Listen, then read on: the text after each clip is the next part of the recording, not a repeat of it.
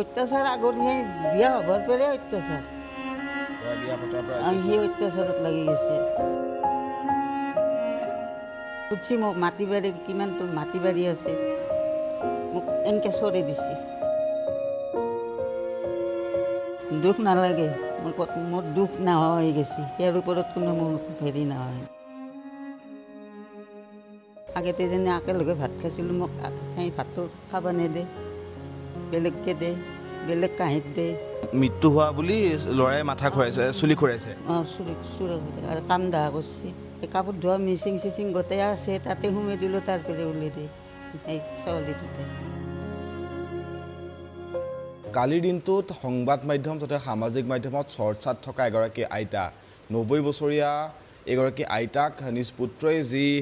ককৰ্থনা কৰে যি অত্যাচাৰ কৰে আৰু তাৰ বাবে তেওঁ নিজৰ জীয়াৰীৰ ঘৰত আহি গুৱাহাটীৰ বাসগৃহত আহি তেওঁ থাকিবলগীয়া অৱস্থাৰ সৃষ্টি হৈছিল আৰু কালিৰ দিনটো দেখিবলৈ পোৱা গৈছিল যে সেই যিগৰাকী জীয়াৰীৰ ঘৰত আইতা থাকে তাৰ সন্মুখত নিজ পুত্ৰই আহি অনশন কৰিছিল আৰু নিজৰ মাতৃক বিচাৰিছিল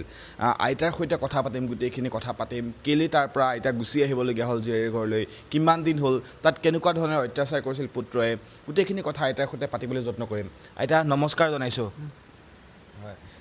এতিয়া আপুনি জীয়ৰীৰ ঘৰত আছে কালি ল'ৰাই আহি বাহিৰত অনশন কৰিলে গোটেই কথাখিনি কিহৰ কাৰণে মানে আহিবলগীয়া হ'ল ইয়ালৈ ল'ৰাই অনশন কৰিবলগীয়া হ'ল আপুনি জীয়াৰীৰ ঘৰত আছে কিমান দিন ধৰি গোটেইখিনি কথা আপুনি চমুকে যদি কয় আইতা অত্যাচাৰত মই থাকিব নোৱাৰি আছোঁ অত্যাচাৰ ক'লোৱে নহয় খোৱাৰ অসুবিধা থকাৰ অসুবিধা পায়খানা কৰা পেচাব কৰা সেইগিলা বস্তু মোৰ ৰুমত ভৰে ভৰে থৈ দিয়ে চব থৈ দিয়ে আপোনাক অত্যাচাৰ কৰিছিল ল'ৰাই অত্যাচাৰ একদম অত্যাচাৰ কেতিয়াৰ পৰা অত্যাচাৰ কৰিছিল অত্যাচাৰ আগত সেই বিয়া হ'বৰ পৰাই অত্যাচাৰ ল'ৰাই বিয়া পতাৰ পৰা সি অত্যাচাৰত লাগি গৈছে কি কৰে আইতা আমাৰ দোকানখন আছিল দেচোন দোকানখন চলাই দোকানখন এই চৰকাৰী দোকান আছিল কণ্ট্ৰলৰ দোকান আছিল দোকানখন চলিয়ে আছিল তাৰে হেৰি কৰি সেনেকৈ মোক অত্যাচাৰতে মানে ৰাখিছে আৰু আপুনি জীয়াৰী ঘৰলৈ আহিলে জীয়াৰী ঘৰ অহাৰ পিছত কালি আহি ল'ৰাই ইয়াত বাহিৰত অনশন কৰিলে আপোনাক লৈ যোৱাৰ কথা কৈছে ইয়াত বন্দী কৰি ৰখা বুলি কৈছে গতিকে আপুনি কি বুলি কয় গোটেই ঘটনাখিনি কেনেকৈ কি বুলি ক'ব বিচাৰে মই লৈ গ'লেও মই নাযাওঁ মই ছোৱালী ঘৰতে থাকিম থাকিম তাত যিখিনি অত্যাচাৰ কৰে সেইখিনিৰ পৰা আঁতৰি পেলাই ইয়াত থাকি ভাল পায় এতিয়া কথাটো হৈছে কেনেকুৱা ধৰণে তাত অত্যাচাৰৰ কথা আপুনি কৈছে ল'ৰাই বিয়া পতাৰ পৰা গোটেইখিনি কথা যদি চমুকে কয় খোৱা বোৱাৰ ক্ষেত্ৰত কেনেকুৱা অত্যাচাৰ আপুনি বনাই থোৱা ঘৰখনত আপোনাক থাকিবলৈ নিদিয়ে অকলশৰীয়া কৰি ৰাখে কি কৰিছিল এই কাপোৰ ধোৱা মিচিং চিচিং গোটেই আছে তাতে সোমাই দিলোঁ তাৰ পৰা উলিয়াই দিয়ে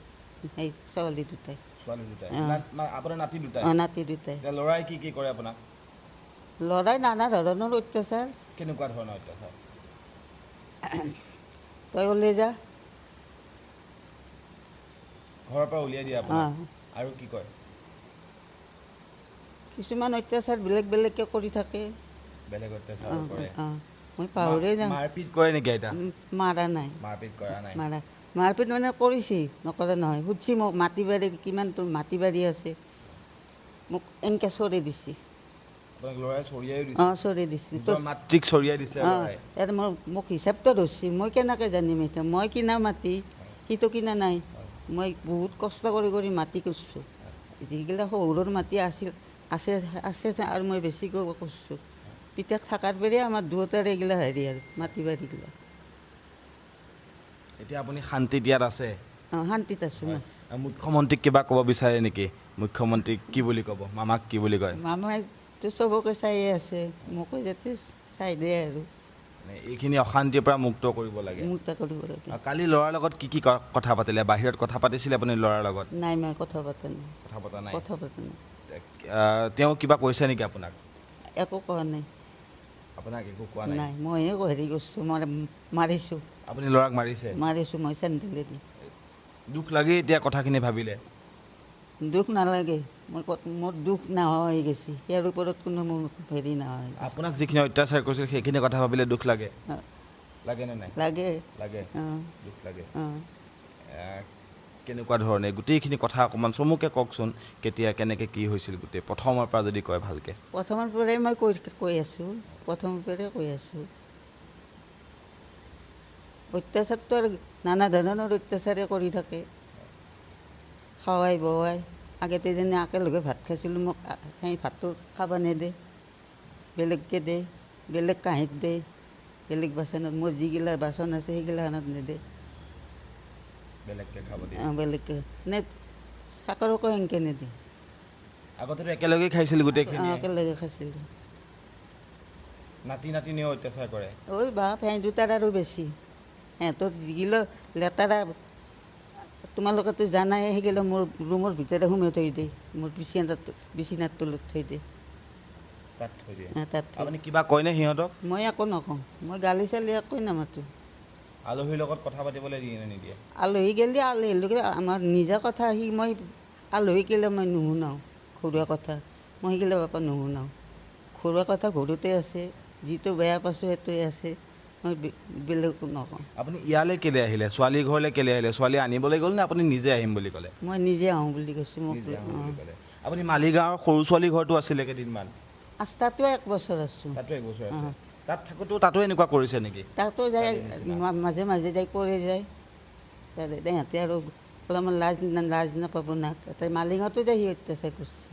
মালিগাঁৱতো অত্যাচাৰ তাত কি কৰে আহি পেলাই মোক ধৰি টানি নে সিহঁতে ছোৱালীকেইটা কাষত থাকে দুটা ছোৱালী সিহঁতে ডাক্তৰ পুলিচৰ ওচৰলৈ গৈছিলে নে নাই গোটেই ঘটনাখিনিক লৈ পেলাই পুলিচক কৈছে নেকি পুলিচৰ ওচৰত গৈছোঁ কি কয় পুলিচে কি কয় পুলিচে আৰু কি ক'ব কথা সুধি থাকে মানে ঠিক কৰি দিম ঠিক কৰি নিদিম কিবা কয়নে কয় কয় এতিয়া কি বিচাৰে শেষত কি বিচাৰে ছোৱালী ঘৰতে থাকি ছোৱালী ঘৰতে কেনেকুৱা ধৰণে গোটেইখিনি বিচাৰে ঘৰতে মই ভালকৈ আছোঁ ইয়াতে ভালকৈ আছে তালৈ আৰু যোৱাৰ কথা ভাবে নেকি কেতিয়াবা নাযাওঁ নাযাওঁ মই নাযাওঁ মামাক কি মুখ্যমন্ত্ৰীক কি বুলি ক'ব লাষ্টত শেষত কি বুলি ক'ব মামাই হেৰি যিয়ে হেৰিকে ভালকৈ চলি আছোঁ মোকো সেনেকৈ যাতে হেৰি দিয়ে এইগৰাকী হৈছে আইতা আৰু আইতাই যিমান দিন ধৰি কষ্ট খাই আছিল নিজৰ পুত্ৰৰ যি আচলতে অত্যাচাৰ বলি হৈছিল আৰু তাৰপিছতেই আইতাই আহি নিজৰ মই মৰা বুলিতো ক'ব ৰৈ গ'ল মই মৰা বুলি মাথা ঘূৰাইছি মাথা ঘূৰাই পেলাই হেৰি ফটো কৰি পেলাই দেখুৱাইছি সৰু জোঁৱাইক সৰু আমাৰ যিটো জোঁৱাইক দেখুৱাইছি মাথা ঘূৰাই পেলাই আপুনি মৃত্যু হোৱা বুলি ল'ৰাই মাথা ঘূৰাইছে চুলি ঘূৰাইছে চুৰি ঘূৰাই আৰু কাম দাহ কৰিছে কেতিয়াৰ ঘটনা এইটো এইটো 3 বছৰৰ ঘটনা 3 বছৰ ঘটনা আপুনি ইয়ালৈ অহাৰ পিছত আগতে কৰিছে এইবিলাক আগতে কৰিছে এইবিলাক এয়া হৈছে আইতাৰ দুখৰ কথা আৰু ইতিমধ্যেই পুত্ৰই যি অত্যাচাৰ কৰিছিল সেয়া আইতাই নিজ মুখে স্বীকাৰ কৰিছে আৰু তাৰপিছতেই আহি আইতাই নিজৰ জীয়ৰীৰ ঘৰত গুৱাহাটীৰ নিজৰ জীয়ৰীৰ ঘৰত আহি আইতা আছে আৰু গোটেইখিনি কথা ইতিমধ্যে সকলোৱে গম পাইছে সামাজিক মাধ্যমত সংবাদ মাধ্যমত সেইখিনি চৰ্চা হৈছে আপোনালোকক আইতাৰ মুখেৰে সেইখিনি কথা শুনাবলৈ যত্ন কৰিলোঁ